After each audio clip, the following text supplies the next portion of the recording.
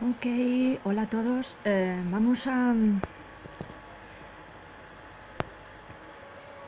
hablar sobre, voy a leer un texto en inglés y desempolvar mi antiguo inglés.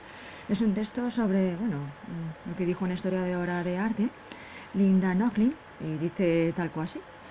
Why have there been no great woman artists? And woman, art and power and other issues was being pressed.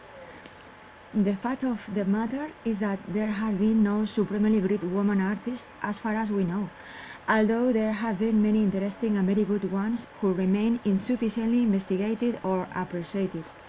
Nor have there been any great Lithuanian jazz pianist, nor Eskimo tennis player, no matter how much we might wish there had been.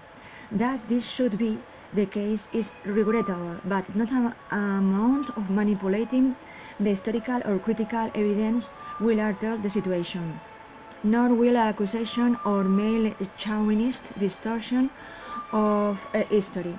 There are no woman equivalents for Michelangelo or Rembrandt, Delacroix or Cézanne, Picasso or Matisse, or even in very recent times for the Kooning or Warhol, any more than there are black American equivalents for the same.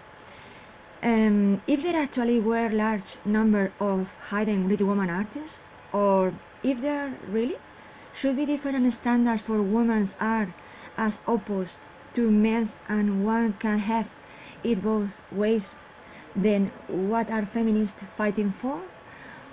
If women have in fact achieved the same status as men in the arts, then the status quo is fine as it is.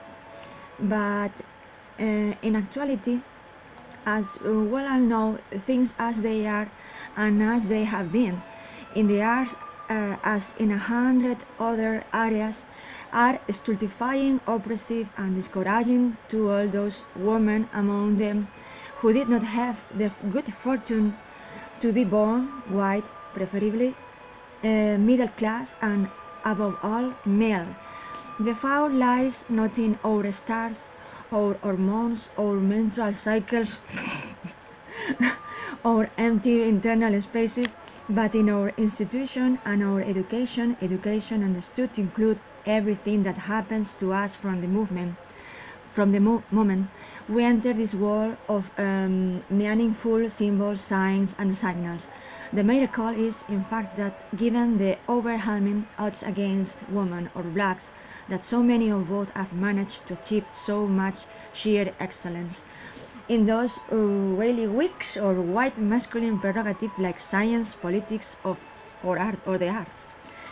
It is when one really starts thinking about the implication of why have there been no great woman artists that one begins to realize to what extent our consciousness or how things are in the world has been conditioned and often falsified by the way the most important questions are posed. We tend to take it for granted that there really is an East Asian problem, a poverty problem, a black problem, and a woman problem. But first we must ask ourselves who is formulating these questions, and then what purpose such formulation may serve. We may of course refresh our memories with the connotation of the Nazis' Jewish problem.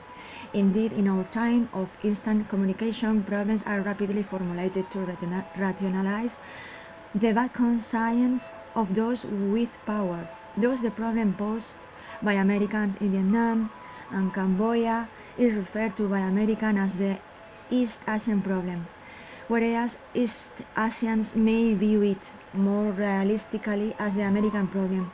The so-called poverty problem might more directly be viewed as the wealth problem by denizens of urban ghettos or rural wastelands. The same irony twists the white problem into its opposite as a black problem, and the same inverse logic turns up in the formulation of our present state of affairs as the woman problem. Bueno, la verdad es que, a ver, tampoco la señora tiene toda la razón.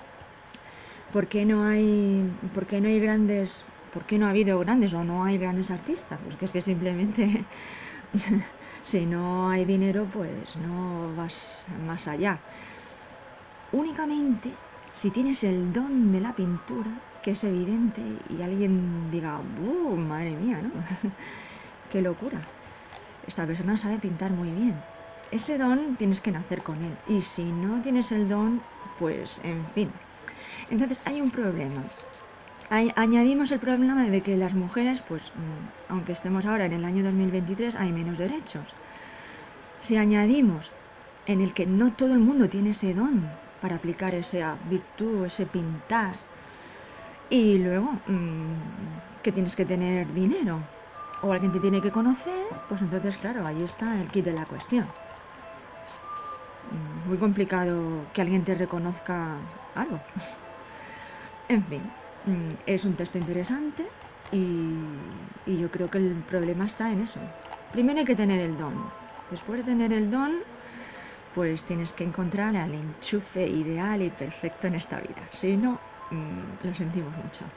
O ser tan bueno, tan bueno, tan bueno, un Leonardo da Vinci, un Michelangelo, para que un Rembrandt, no sé, o ser súper original para que alguien te descubra y decida que eso es arte, lo que tú estás haciendo, o lo considere interesante. Te compre un cuadro o yo qué sé. Ok, bueno, pues ahí lo dejo y es una reflexión. La señora está bastante acertada, pero bueno, ahí lo dejo. Que nada, que en esta vida hay que espabilar, si no, nada. Bueno, pues muchísimas gracias. Hasta luego.